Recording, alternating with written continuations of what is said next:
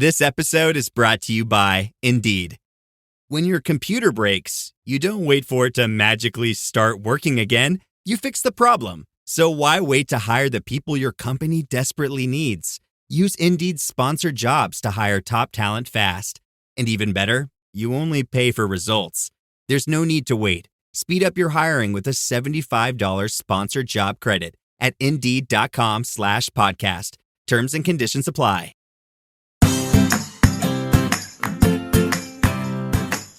Hello and welcome back to Realistic Sustainability. I'm glad you're back. This episode, I think it's going to be a little fun, even though we're talking about a topic that's pretty near and dear to everybody. We're going to look at the effects COVID-19 has had this last year on sustainability. But before I do that, first of all, I'm here with Nick again. Nick, how are you?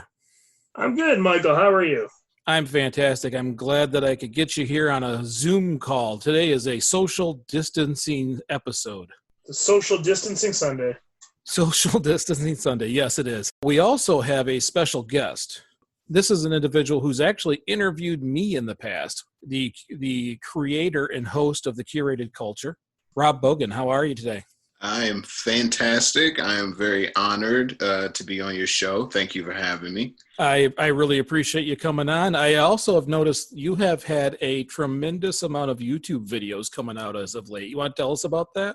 Yeah, absolutely. To bore you with a quick story, I run a website, curatedculture.com, and initially it was mostly just writing. That was my thing. But now, since more people are working from home, people are schooling from home, most of the time spent is on YouTube. People are consuming more and more video. So I figure I would switch my medium from writing to video, and that's where the YouTube came from. Oh, I'm seeing all kinds of sneaker unboxing and all. It's just so much fun. I'm catching them on Facebook almost every day. Well, thank you for watching.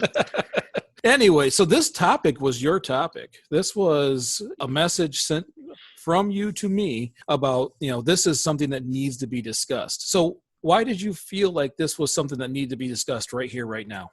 Well, honestly, man, I know that, sustainability is a passion of yours, and it's slowly but surely becoming a passion of mine. And the thought process actually came one day. I was at work, just my regular 9 to 5, and I work in retail in Long Short. Whenever somebody comes in and they use our payment kiosk, we have to spray it, wipe it down, and clean it.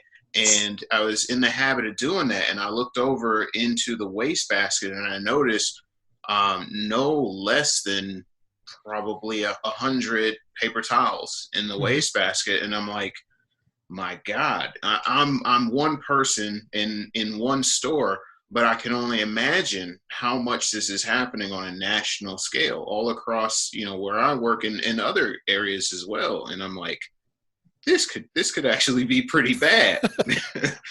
Yeah, well, and Nick has heard me say it. He's even quoted me so many times about single use. And yes, he's already laughing at me.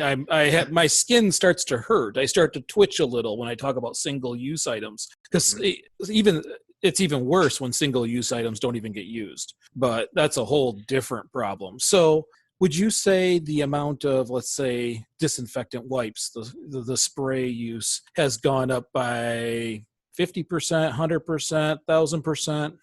Oh man, it's really hard to put a number on it. I know if I'm comparing to just last year in general, I would to blow it out of proportion, I would say 1,000,000%. Because, nobody was using gloves or masks or anything like that, and it's really disheartening. When I'm not even at work, but just going to the grocery store sometimes just to pick up a few things, and you see gloves in the parking lot, you see masks on the ground, and it's eye-opening. Like, man, this is a potentially really disastrous scenario. Yeah, and I think Nick was talking about a couple of weeks back about where he is cooking, and they can't use regular silverware, and everything is in these. You said the 7-in-1 pack, Nick? Yeah, 7-in-1 wrapped cutlery is your fork, knife, spoon, salt, pepper, napkin, and then of course it's in a plastic wrapper, which then comes in a box, which comes in a truck, and we have to use those anyways. And people are not permitted to bring their own stuff from home right now. And so we have seen a definite increase in the amount we give out when we do serve food, but also the cost of single-use items has drastically increased due to demand. So when I was paying $35 to $40 for a case, I'm now paying upwards of $70. Gloves, I was paying $5 a box. I'm now paying $14.99 for the same exact box. So I mean, it's definitely affecting everything across the board. Not to mention, like Rob mentioned, the waste. Things are everywhere, and I appreciate society working together to be more sanitary and make sure we don't get sick. But at the same side, they're not being very proactive and making sure it gets properly disposed of. It's great that if you wear gloves and a mask in case you do get something that could be potentially dangerous. It's not so great that you leave it on the ground for anyone else to pick up and possibly get contaminated by anyways. See, and I look at it like, you talk about right now you're not allowing people to bring in their own. You're still wiping down the tables. You're still doing all the social distancing. That if someone brought their own silverware in their own packaging, used it on their own food, threw away the container, and took that with them, I have a hard time finding the contamination problem there. You're going to follow behind. You're going to wipe off the table. It's no different if their fork was sitting on the table or if their forearm was sitting on the table. And that's correct, because we allow them to come to work every day. Every person gets screened with their temperature checked and everything. So if they're allowed to come to work, you should think their fork, knife, and spoon would be safe. You would assume. And that's where I look at this. See, and for me, when I think of the single use, when Rob brought this up to me, the one thing that popped into my head is I can't take my reusable bags to the store anymore. What usually fits in 4, maybe 5 shopping bags of mine, it becomes 30 of these disposable thank you bags because they can only put 1 or 2 items in each bag, and I end up with 30 or 40 bags. And at this moment, it's becoming hard to find more uses. I'm not used to taking so many bags in. And for me, that's the disposable single-use item problem I'm having right now. Because, I think my wife even said last week, I think we have to start throwing some of these away. And you know how much I love throwing something away only after one use. I think I actually heard Mike's goosebumps pop up when he said that about throwing away things after one use. Chills right up the spine. I was thinking though, don't you guys?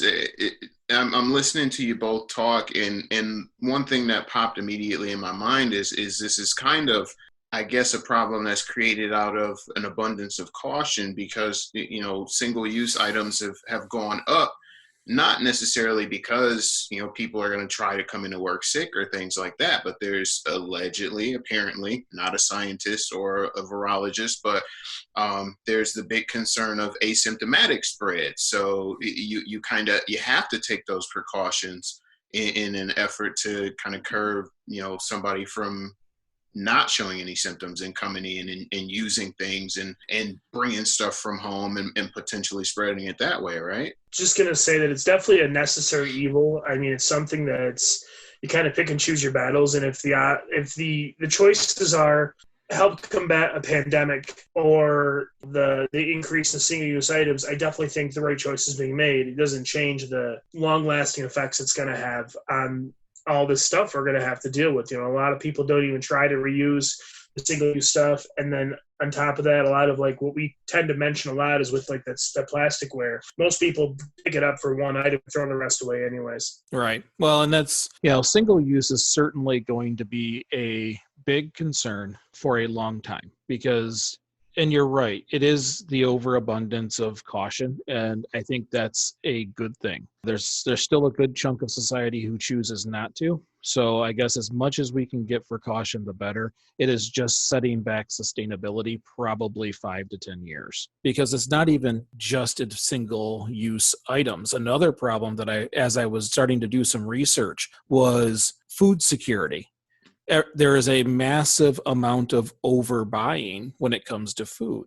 And when you overbuy certain foods, they just go bad. In the United States, 33% of what we purchase goes bad and gets wasted. In the whole country, out of everything we produce, 33% of household food or restaurant food or anything else is wasted and not eaten by a person, which I think is I say it twice every time because I have a hard time believing it.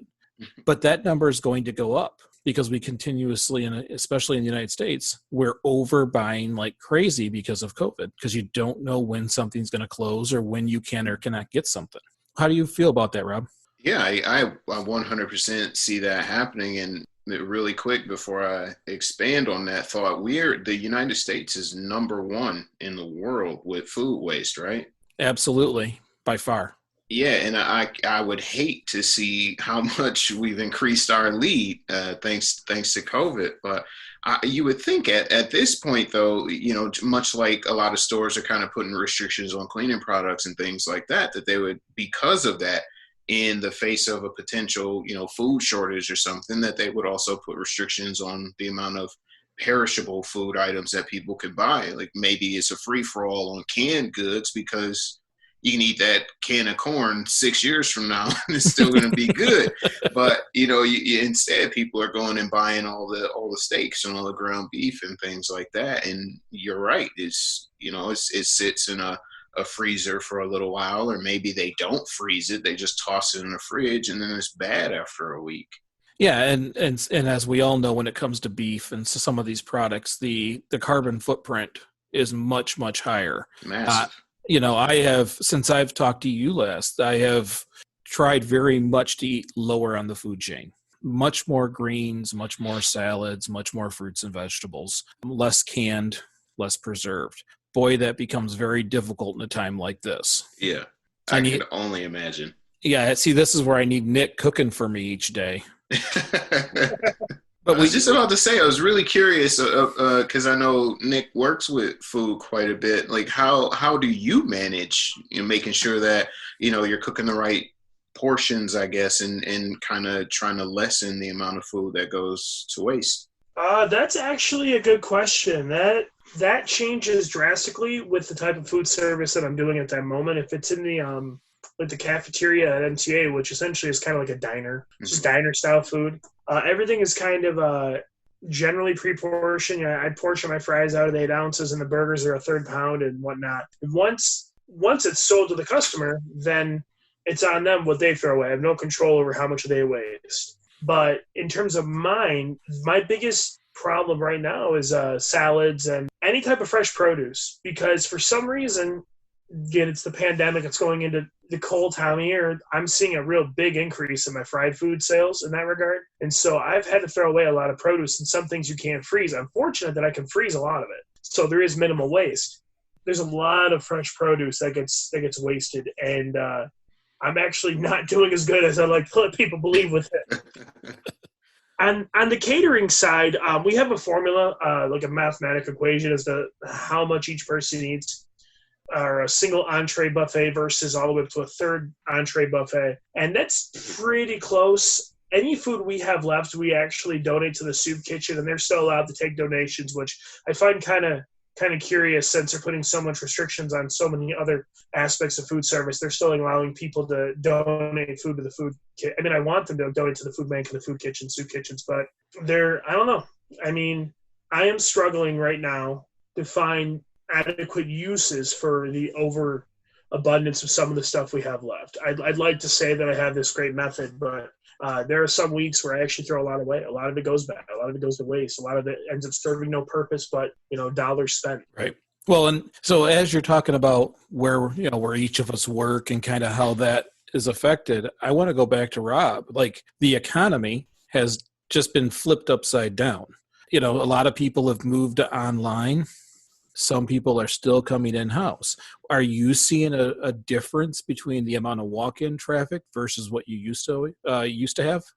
Yeah, tremendously. And it's both positively impacted and negatively impacted, because a lot of people are taking those precautions and they are not specifically shopping in the store, so to speak. Mm-hmm. But then they forget, it's easy for me to buy this phone online. I work in telecommunications. It's easy for me to buy this phone online. It's easy for me to buy this tablet online. How do I set this thing up? How do I use it? So then you have that foot traffic coming in. And, a lot of where I work in Flint is still a big GM city. And a lot of those people that are coming in are, bill pays or they're buying things, and it has to be cash. They have to pay with cash for whatever reason. Not sure why, but that increases a lot of that foot traffic. And then in turn, it increases the amount of wipes we use, the amount of spray we use. It increases the amount of masks that we have to give out, because a lot of people still don't like to wear masks. So they come in and they're like, I didn't bring one. So we have to give them one. And then I actually tracked it one day, and surprisingly enough, 2 out of every 10 customers that we actually give a mask to is likely to either A, throw the mask away immediately as soon as they leave the store, or B, they throw it on the ground outside. Okay. So it's not the person you had to give a mask so they could come in and do what they wanted to do. They weren't keeping that, which means the next store they walk into, they're going to be handed another paper mask. The cycle continues. Yeah. Okay, so the listeners know that I'm currently an engineer. What they don't know is I was in telecommunications for 16 years prior to that. Fun fact. Yep. So what I do know is that is a touch industry. Mm-hmm. Everybody has to feel it. They have to touch it. They have to play with it. How do you handle this? It's a hands-on environment. Very much so. We have to be really, really diligent in monitoring the amount of bodies that come into the store, for one, because, and that's kind of another thing that people don't really pay attention to. Michigan is one of the more strict states, I guess, in regards to traffic and freedoms within the COVID world right now. So we have to limit the amount of people in the store. People have to wear masks, non-negotiable. But I'm still alarmed at the amount of times, families of 4 and 5 try to enter the store. And sometimes if the store is busy, they don't get checked at the door. So you have a family of 4 or 5 that are now in the store and they're waiting to be helped, and they're free roaming around the store. So while you are working with a customer, you have to keep an eye on where they go and what they touch and what they look at, because you immediately have to go grab your wet wipes, disinfect the phones, throw it away. And it's, like I said earlier, it's just kind of vicious cycle. It continues and continues, because unfortunately we're in the holiday season now, and they're going to leave our store and then they're going to go to Best Buy or Bed Bath & Beyond or Old Navy or wherever they happen to be going to. It's got to be kind of nerve-wracking, because I know in that business, sometimes it really takes your attention when you're teaching someone or working with someone on a new product, especially if it's the first time they've touched that product, and you really spend a lot of one-on-one time. Well, it's got to be harder when that one-on-one time is at a distance, and you have to pay attention to everything else in the room. It's just got to be nerve-wracking. Yeah, I'm pretty sure Nick could probably identify with it. It's like if you get, too many entrees going at one time, something's going to burn. Yeah, absolutely. And so it's you have to kind of train yourself to manage the entrees, and in my case, customers. And you have to, be conscious of, like I said, what's touched, what needs to be cleaned, and things like that. And it's really difficult because, again, you're going through this cycle of waste. Yeah, let's call it, and you can't. I would love to be able to, but you can't reuse wet wipes. You can't reuse those. So, well, that kind of leads into the next question. Like, what are some of the, has there been any pros? I mean, right now we see a lot of cons when it comes to sustainability, but even just in your job, for me, for an example, I don't drive to work. I don't use the fossil fuels. I have greatly reduced my footprint because I live in one city and drive 40 minutes to work. I don't have to do that anymore. That is one positive for me. Have you found any yet? Me personally, not really. At least not in my work bubble. Home, absolutely. I find that because my wife she's a teacher, so she was for a while working from home. My son goes to school virtually, so when I get home, they're at home, so I instantly get to see them more. Because they're already there. I truly enjoy that. We're not specifically leaving home, so on the days that I have off, all 3 of us are together and we're hanging out, albeit we're probably all staring at a different screen. We're still together and we have that hangout time. So that in my world, that's a positive. I mean, outside of my world, I have seen, places like, I don't know if you read initially, India, completely clear, no smog, looked like there was no pollution. Yeah.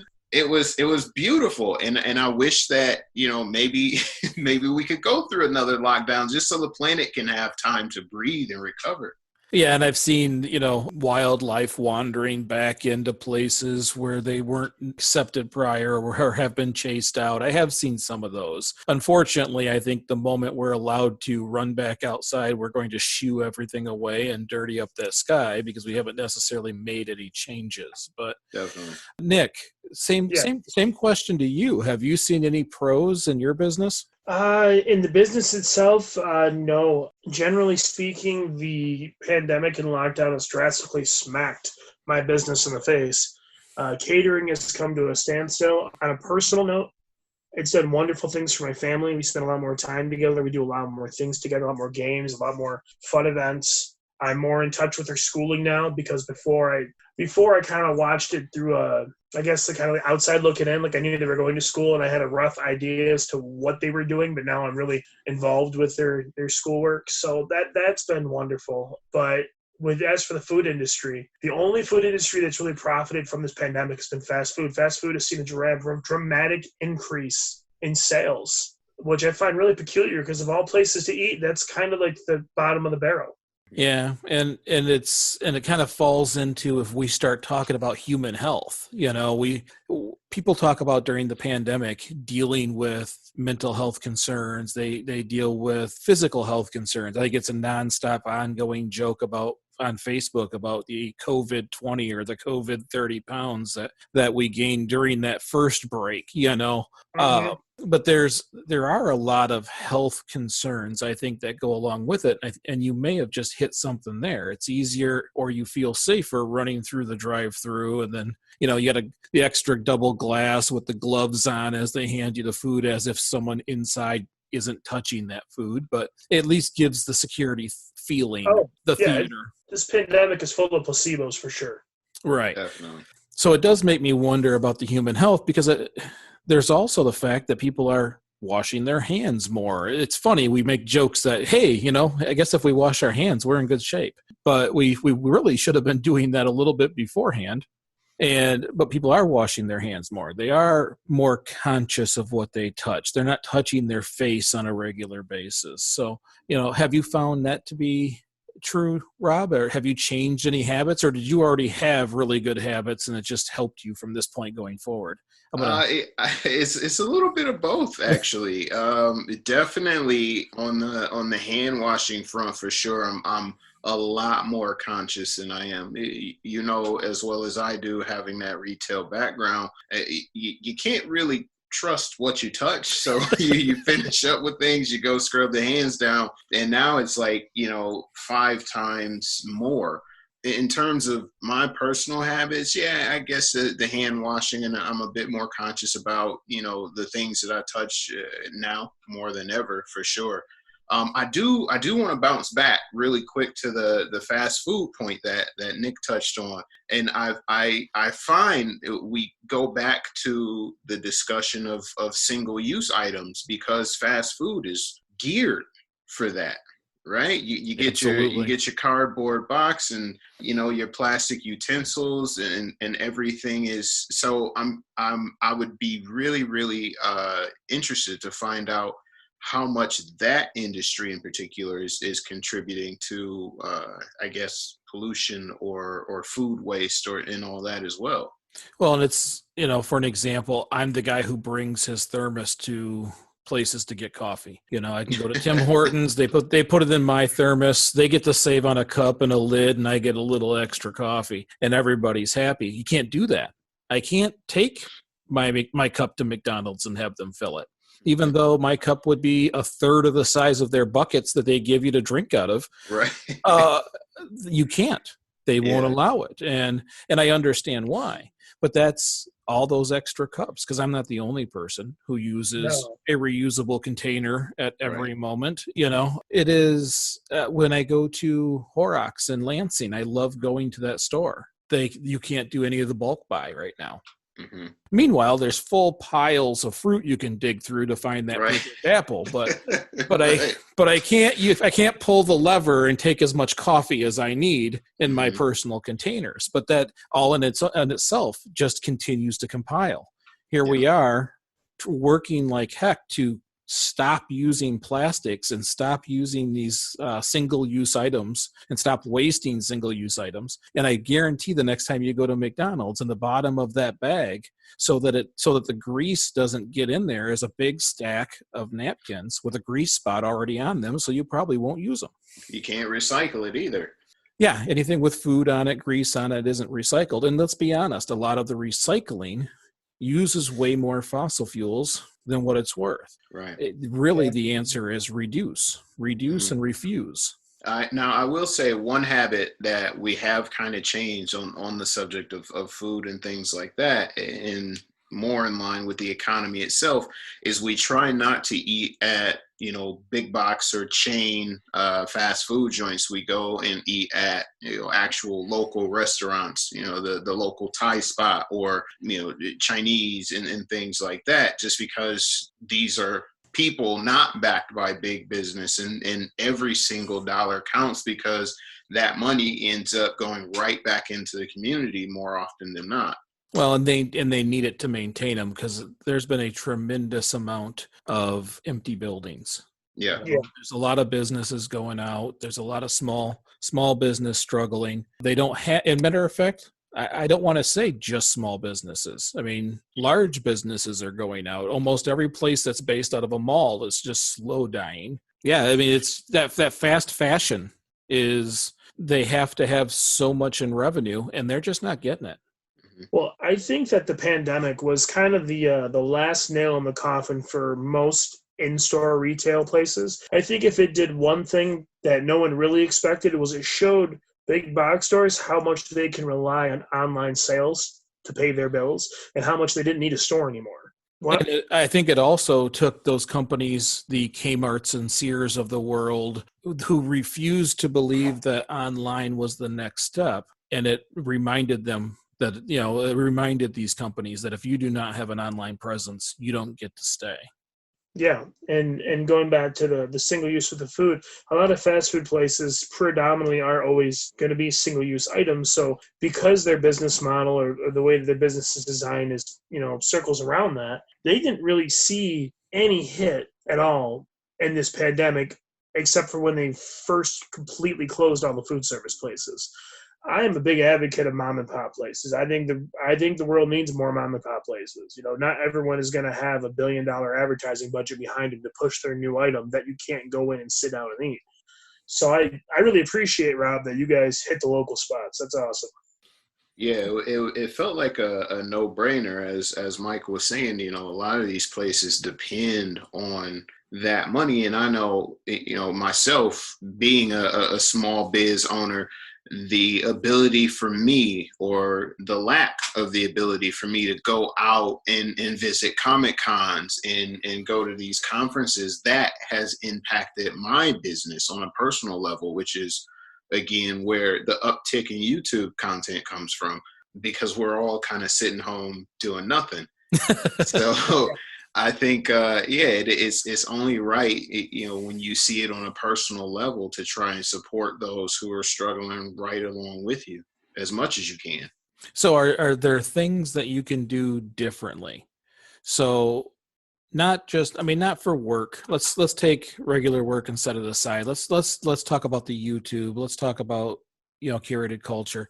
What can you do different? I mean, obviously, what you and I are doing right now is different, because I would always rather have us in a room, but here we are digitally connected. What can we do? Is there something we can do different going in the future?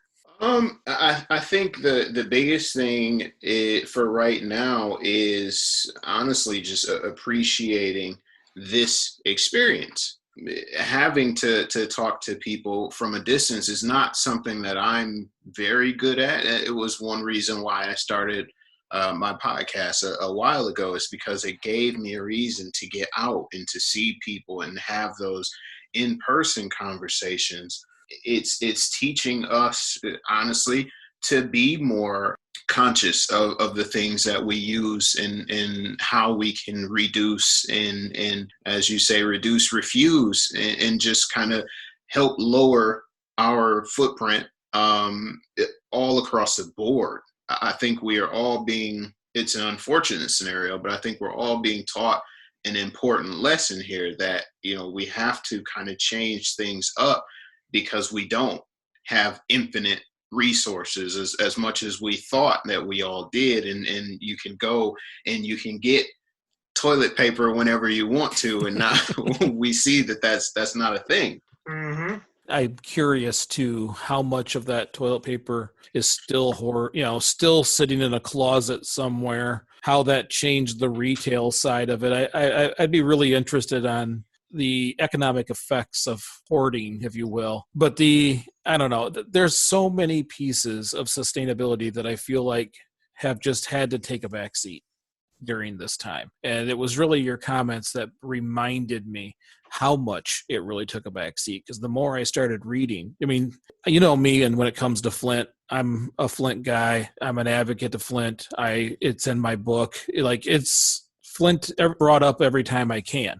But like for an example, not everybody in the educational system has the same opportunities. And here we are in COVID getting taught at home. I think what we're going to see is that educational gap start to widen. Yeah. Because, just like you were saying, your wife's a teacher, so that's okay at home.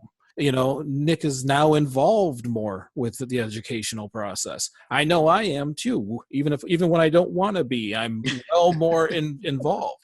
Some families don't have that. Right. Yeah, and it speaks kind of volumes to the work that we all kind of have to do to bridge that gap, to narrow the educational divide. And I think a lot of that, not even on the sustainability level, but I think a lot of that in the last 4 years was put in the back burner, so to speak. It wasn't a priority, and we are now kind of seeing the error of our ways, so to speak, and in the things that we did put front and center versus the stuff that we put on the back burner.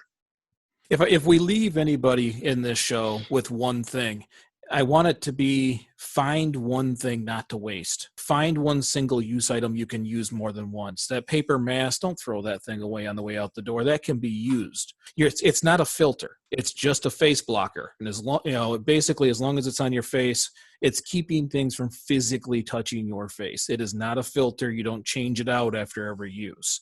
I'm glad we're having this conversation, because the more I dug into it, the more I just shook my head, because I feel like it really pushed us backwards.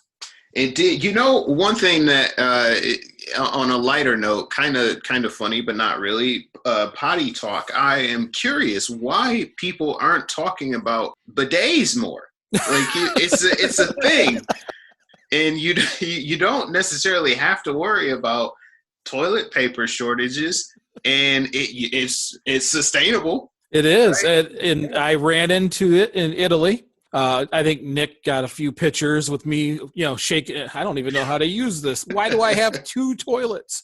But you're right. We are looked at really weird by the rest of this planet when it comes to toilet paper. And it has been proven time and time and time again that it's less sanitary and less healthy. Yeah, I was amazed by, like, everybody's freaking out. And I was telling my wife, like, listen, if toilet paper ever becomes not a thing, that's the route we're going. Yeah, and you're just joining the bulk of people. Yeah. It's not like it's new technology. It's there. We just don't use it. It's a primary technology. The rest of the world uses it. I guess we're going to get that with the metric system. I don't know when it will be. We're imperial for life, brother. Yeah. Well, I appreciate this conversation. I know that we're on Zoom, and Zoom's going to start yelling at us here shortly. So yeah. I want to start wrapping this up. I do appreciate this conversation. I know it's kind of like Cliff Notes. We're just barely scratching the surface, and maybe we revisit each one of these as their own show, because I think each, from food security to single-use items and the effect on the economy, education, all of these things could be a full hour, if not a full month on their own. So I do appreciate you coming, Rob, and I'm hoping that we're going to be able to get you in more. Because, I planned this right from the very beginning. Yes, you did. My schedule is always hectic. I am like, man, there's so much stuff that I still need to do. Like, I kid you not. I'm gonna twist the camera here just so you can see. Oh, there's 5 videos just waiting to be done. And the 9 to 5 gets in the way, but I tremendously appreciate you thinking of having me on. I am not as philosophically smart or intelligent as you guys when it comes to sustainability, but I can throw a good bidet joke out there every once in a while, just for a cheap laugh. Remember, when it comes to sustainability, you're already winning because I just saw the reusable cup. Yes. Okay. And all we have to do is a little better than yesterday. So if a little less meat on a day, if we reuse something just another time, that's all we have to do is just get better. Absolutely. Well, I appreciate it. Well, before we go, I want you to, again, the websites, the podcasts, the millions. You have your own little media empire going on. That's the goal. Yeah. So the website, thecuratedculture.com, just a brief backstory about that. The curated culture is essentially a melting pot for everything within our society. I talk about shoes. I talk about technology. I talk about politics, mental health, and well-being. The whole shot. I curate our culture for the reader. The youtube.com/Robbie Diesel. It's my fun place where I profess my love for sneakers. I just started a vlog where I just kind of track everyday life. There are video game reviews up, there's cell phone reviews, the whole shot. And then there's just my social media, which is at Robbie Diesel on Twitter and Instagram and Snapchat. I try not to cuss as much, but it happens. I talk about sports and a lot of other things there. Well, we have been lucky to have you not only on the show, but you've been a blogger, a writer on the livelaunch.org site. Your talents I'm trying to yank your talents our way as much as I can, but I appreciate that, man. Thank you. Well, we appreciate you. Thank you so very much for being on the show. Nick, as always, a pleasure. Well, thank you, sir. All right. I went on a binge of Nick's TikTok videos, by the way, and they are hilarious. They are. Yeah, I get bored, guys. Thank you very much. Well, and I'm trying to push him back because he also has Melting Me, the podcast Melting Me. Yes, I watched a couple of those videos. Those are actually pretty cool. I know. So tell him to make another one. I mean, I think he pretty much needs to now because I'm far outpacing him. I don't know if he's a competitive person at all, but I will match every video you put up. I'll match it. Are you sure you want to do that? No, but if it motivates you. Anything to motivate you, brother. Well, I appreciate that. Well, ladies and gentlemen, you're going to have to follow both these guys because it looks like it's about to get pretty heavy on video content. Yes, indeed. All right. Well, I'm going to wrap this up. Thank you, both of you. This has been a great conversation. I hope we can do it again. Thanks for joining, and we'll see you next week.